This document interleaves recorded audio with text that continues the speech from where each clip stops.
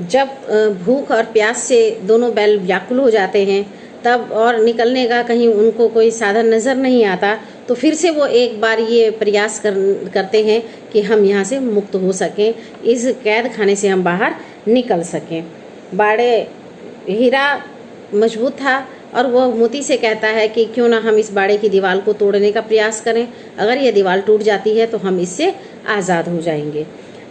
मोती इस पक्ष में नहीं रहता, वो तो कहता है कि मेरे से तब खड़ा नहीं हुआ जा रहा, मैं उठ नहीं सकता हूँ। फिर भी हीरा उठता है और वह बाड़े की कच्ची दीवार पर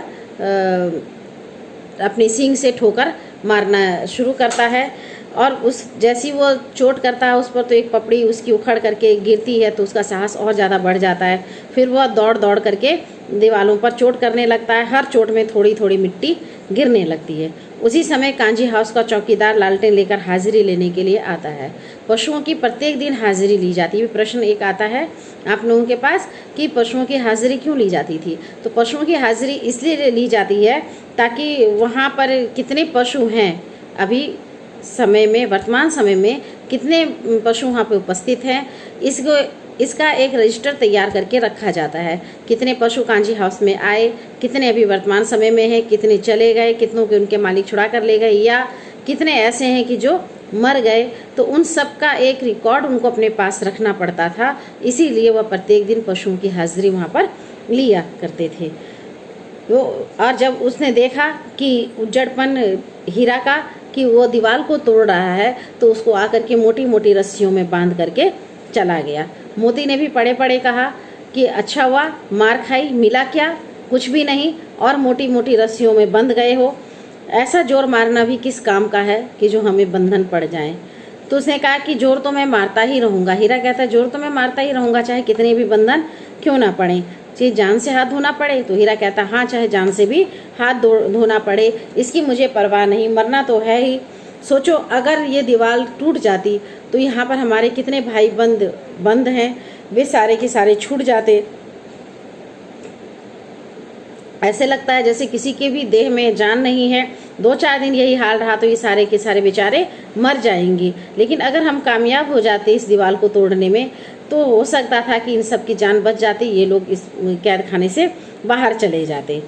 ठीक है, तो उसने कहा कि फिर मोती कहता है कि अच्छी बात है, अगर ऐसा ही है तो मैं जोर लगाता हूँ, मैं भी दीवार को तोड़ने की कोशिश करता हूँ। मोती ने भी दीवार में उसी जगह पर सींग मारा जहाँ पर पहले से हीरा ने तोड़ा हुआ था थोड़ा सा, और फिर वह बार बार सींग की चोट करता गया। जैसे जैसे वो चोट करता था दीवार की मिट्टी गिरती थी तो उसकी हिम्मत भी बढ़ती चली जाती थी और ऐसा लगता था जैसे वो किसी प्रतिद्वंदी से लड़ रहा है। आखिर जोर आजमाइश के बाद दीवार एक हाथ गिर जाती है, वो दूसरा धक्का मारता है तो आधी दीवार गिर पड़ती है। दीवार का जैसे ही गिरना होता है वैसे वहाँ पर जितने भी पशु होते हैं वो सभी चेत हो जाते हैं, उठ करके बैठ जाते हैं। जो 3 घोड़ियाँ वहाँ बंद होती हैं सरपट पहले, तो वो भाग जाती हैं। जैसे वो देखते हैं कि दीवार टूट गई है, यहाँ से बाहर निकलने का रास्ता हुआ, वैसे ही वो भाग निकलती हैं। फिर बकरियाँ निकलती हैं, फिर भैंसें भी खिसक जाती हैं, पर गधे जो वहाँ थे वो वैसे के वैसे ही खड़े रहते हैं। हीरा ने पूछता है कि तुम क्यों नहीं भागते हो। तो गधा फिर कहता है अगर फिर पकड़े गए तो क्या होगा। बोले क्या हर्ज है, पकड़े जाएंगे तो फिर तो बंद ही करेगा यहाँ पर आकर के, इससे अच्छा भी भागने का मौका है तो भाग जाओ। कहते नहीं भाई, हमें तो डर लगता है, हम नहीं जाएंगे।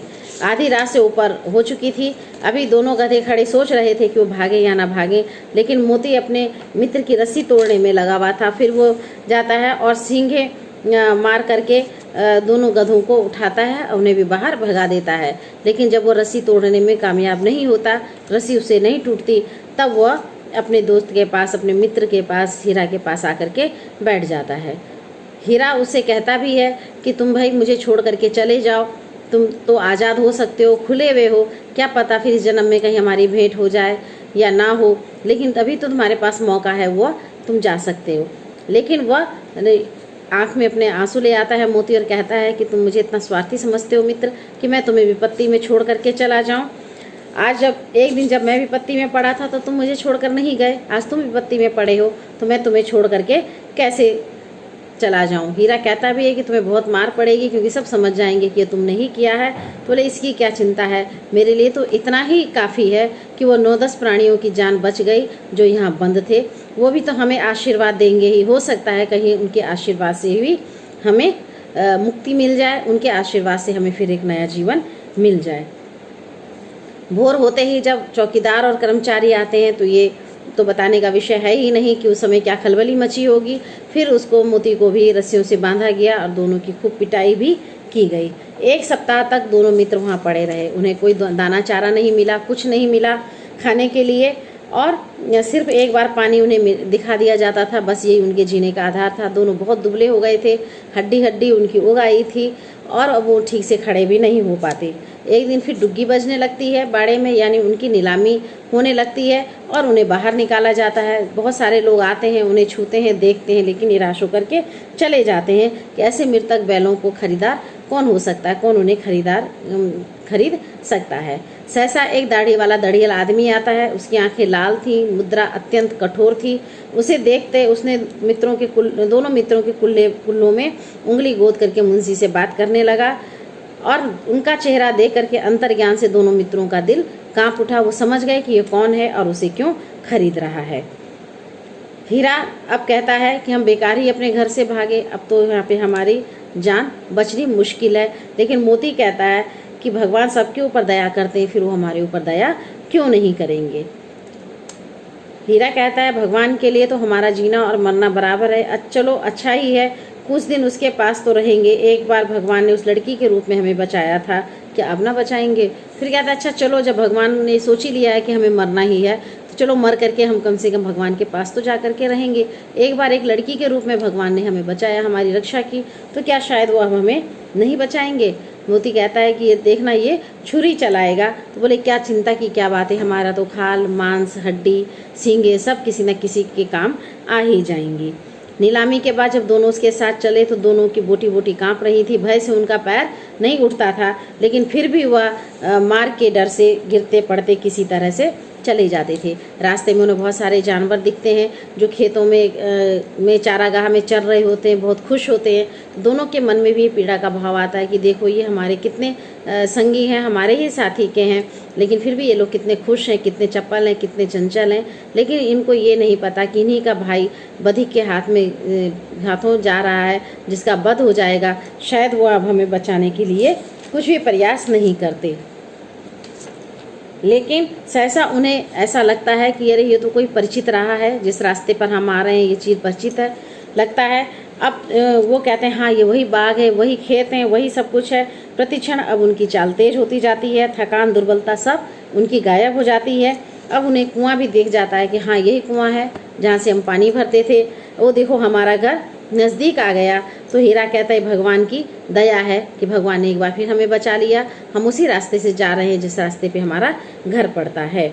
फिर दोनों के दोनों भाग करके अपने घर में अपने थान पर जा कर के खड़े हो जाते हैं। दुछूरी द्वार पर ही बैठा होता है और धूप में बैठा हुआ रहता है। वो दोनों बैलों को देखता है तो दौड़ करके उन्हें गले से लगा लेता है, बारी बारी उनको चूमने लगता है, प्यार करने लगता है। दोनों के ही आंखों से आनंद के आंसू बहने लगते हैं। उस समय वो दड़िया ला करके उनकी रस्सी पकड़ता और कहता है कि मेरे बैल हैं, मैं इन्हें नीलाम करके लेकर के आया हूँ। और हीरा कहता है कि नहीं ये तो नहीं सॉरी वो झूरी कहता है कि ये तो मेरे बैल हैं, क्योंकि ये मेरे थान पर खड़े, मेरे घर पर आकर के खड़े हो गए, ये मेरे बैल हैं, अब मैं देखता हूँ इसे कौन ले जाता है। दोनों में इस बात को लेकर थोड़ी बहस होती है, लेकिन मोती उस दड़ियल आदमी के पीछे भागता है, सींगों से उन्हें मारने लगता है। दड़ियल भी गांव की सीमा के बाहर तक चला जाता है, उसे खदेड़ आता है मोती, और वो वहीं से पत्थरें फेंकने लगता है, गाली देने लगता है, लेकिन मोती उसको अंदर आने नहीं देता। बाद में वह लौट करके वापस आता है और कहता है कि अगर वो फिर से आएगा और हमें मारने की कोशिश करेगा तो हम फिर उसके साथ उसे अपने गांव से भगा देंगे और अब हम उनके साथ नहीं जाएंगे। थोड़ी ही देर में खली भूसा दाना वगैरह सब वहाँ उसको मिल जाता है और बैलों को मिल जाता है, वो दोनों खाने लगते हैं। इस समय में बहुत सारे लड़के गांव में के आकर इकट्ठा हो जाते हैं, वो तमाशा देखते रहते हैं। गांव में उत्सव का माहौल हो जाता है और मालकिन भी इसी समय में आती है और दोनों बैलों के माथे को चूम लेती है कि और दोनों बैलों का अपने मालिक के प्रति प्रेम और मालिक का बैलों के प्रति प्रेम कि इतने सारे दुख और पीड़ा को सह करके भी अंत में वे अपने घर को पहुंच जाते हैं। इसका कारण एक यही था कि उन्होंने अपनी आज़ादी के लिए प्रयास किया, मेहनत किया और फिर उन्होंने सफलता को प्राप्त भी किया। यदि हम अपने लिए किसी भी काम को करने के लिए यदि हम मेहनत ही नहीं करेंगे तो हमें सफलता भी प्राप्त नहीं होगी। अगर हमें सफलता चाहिए तो उसके लिए हमें मेहनत करनी ही पड़ेगी।